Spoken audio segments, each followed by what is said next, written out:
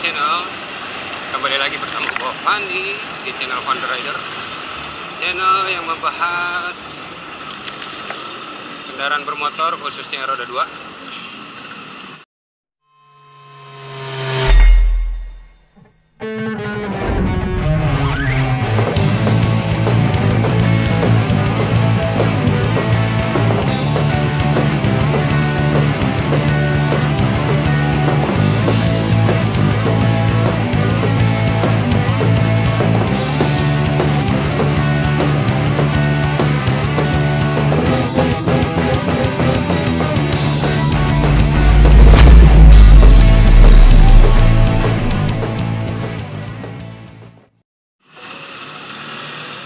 Oke,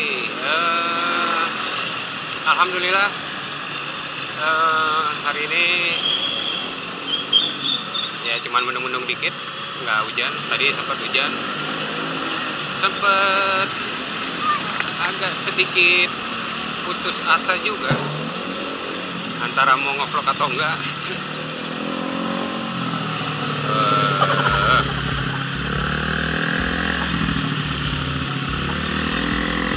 Aduh,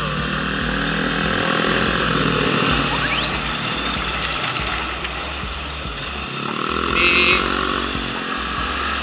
gua agak hopeless juga gitu. Tadi gua mau ngevlog apa enggak, soalnya cuacanya juga nggak mendukung buat ngevlog karena hujan terus-terusan kan. Tempat berhenti hujan lagi, berhenti hujan lagi. Dan sore ini menjelang maghrib, alhamdulillah udah nggak hujan. Dan gue paksain untuk ngevlog walaupun sebetulnya semangat gue udah agak berkurang. Kali ini gue mau ngebahas apa ya? Kayaknya nggak adil ya kalau apa ya, kemarin kan gue kan sempat ngebahas 4 tak versus 2 tak. Jadi gue di video itu tuh agak kayak menonjolkan kelebihan dari motor 2 tak gitu kan.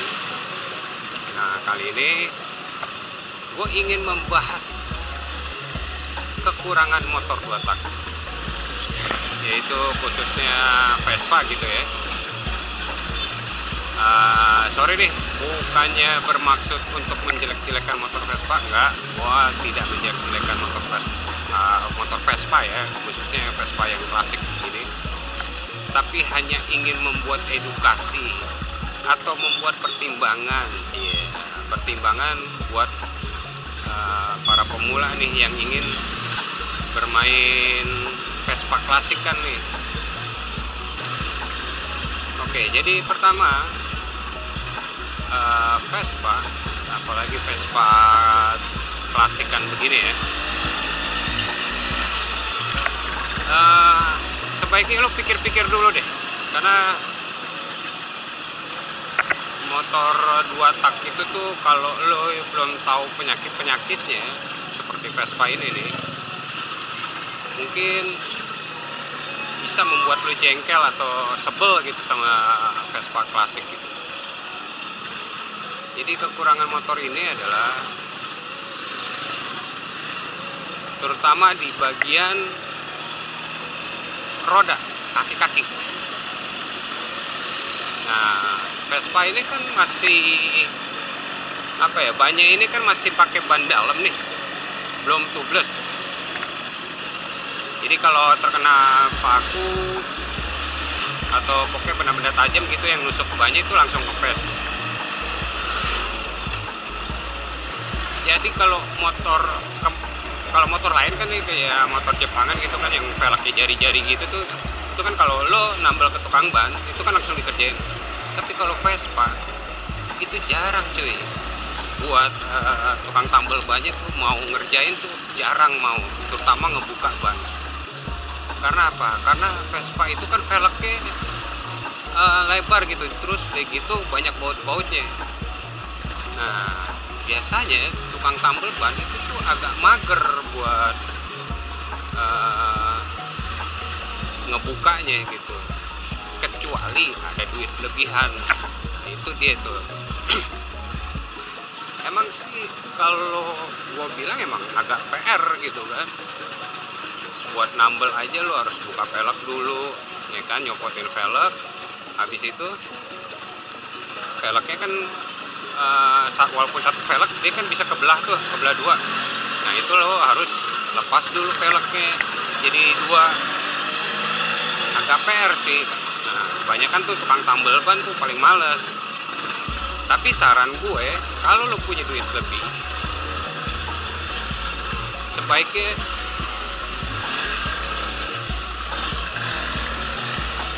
lo tuh pakai velg yang udah tubeless, dan banyak pun juga tubeless, jadi enak.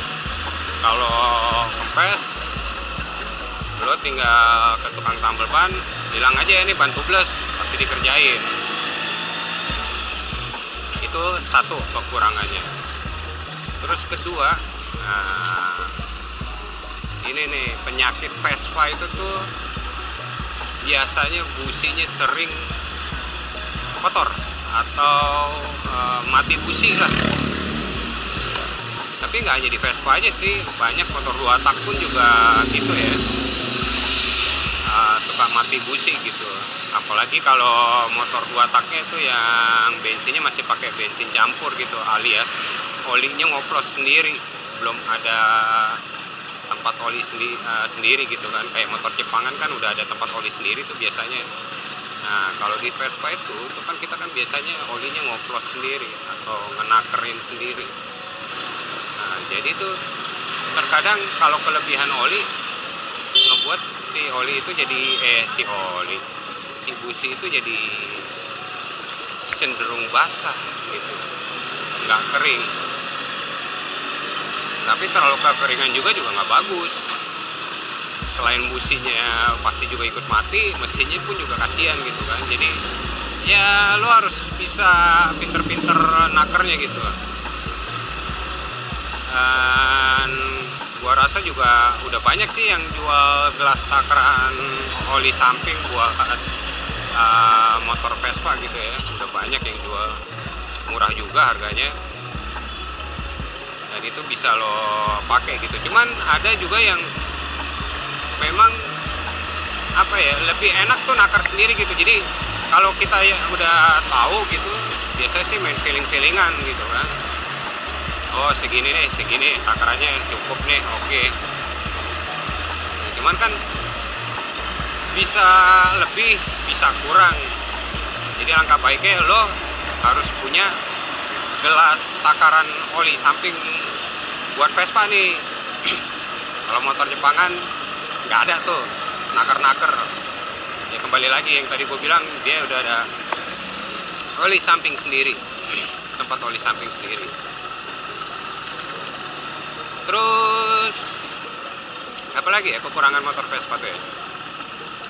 Dari segi ban yang belum tubeless, terus busi, habis itu permasalahan atau kekurangan di motor Vespa itu terkadang tuh tali kopling,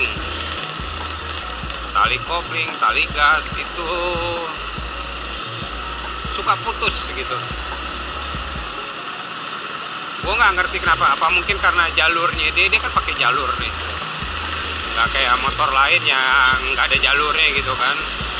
Mereka udah langsung kabel aja kan, baik itu kopling ataupun gas, itu udah langsung kabel gitu. Kalau Vespa ini kan dia kan semuanya di dalam.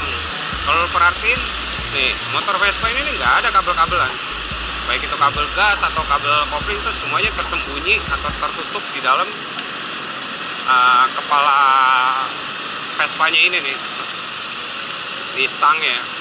Dan itu masuk melalui leher ini nih, dari leher ini sampai ke bawah dek. Jadi tuh terkadang tuh jalurnya itu kan suka, mungkin karena udah karatan juga, udah tua, jadi si kabelnya itu tuh tergesek dan akhirnya kemungkinan bisa putus.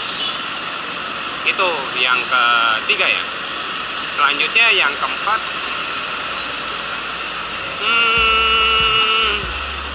agak ini juga ya, karena kalau motor Vespa yang tahun-tahun 84 ke atas itu tuh mungkin udah CDI ya. Kalau ini kan masih pakai platina nih pengapiannya. Nah, nggak enaknya motor platina itu terkadang tuh platinanya suka longgar atau suka kerapetan. Ntar gue kasih lihat gambar platina yang ada di motor Vespa. Nah, itu kita tuh harus bisa ngepasin gitu, ngepasin si platinanya itu jangan sampai kelonggaran, juga jangan sampai kerapetan. Karena kalau kerapetan juga nggak nyala, kelonggaran juga apalagi. Biasanya juga apa ya, bukannya nggak nyala ya, cuman mungkin nyala sih nyala, cuman jadi powernya tuh kayak nggak ada gitu. Jadi kayak motor nggak ada tenaganya gitu. Karena kan kalau motor-motor konvensional zaman dulu itu kan nggak kayak sekarang gitu ya. Kalau motor sekarang kan nggak ada aki aja lo nggak bakal nyala motor lo. Kalau motor dulu nggak ada aki juga jalan. Yang penting ada pengapian kayak kiprok, platina atau CDI kayak gitu. Itu yang keempat. Nah, kesimpulannya apa? Nah, jadi menurut gue nih, buat lo semua nih yang kepengen bermain Vespa, terutama Vespa klasika, saran gue sebelum lo memulai Vespa yang tua, lo coba pakai Vespa yang baru, klasik juga tapi agak lebih muda gitu, seperti Excel atau PX ya. PX juga yang udah eksklusif 1, eksklusif 2. Nah, saran gue itu. Karena satu, dia oli sampingnya udah terpisah. Itu yang pertama. Dan kedua juga udah nggak platina, dia udah CDI. Jadi lo agak aman. Tapi overall sejauh kekurangan yang lainnya tetap sama, busi, ban, tali kopling, tali gas sama lah. Cuman setidaknya kedua motor itu kayak eksklusif 1, eksklusif 2 sama Excel itu lo nggak terlalu nyusahin lah dibandingkan dengan motor kayak begini nih. Ini kan PX awal nih, PX tahun 80 masih platina pengapiannya. Jadi kalau ada apa-apa, misalkan longgar atau terlalu rapet, ya agak repot juga gitu. Lo harus ketok-ketok dulu sampai pas banget kerenggangannya. Ya, gua rasa itu aja yang bisa gua bahas hari ini. Jadi kurang lebihnya gua mohon maaf. Semoga video ini mengedukasi kalian, terutama buat yang ingin bermain motor Vespa.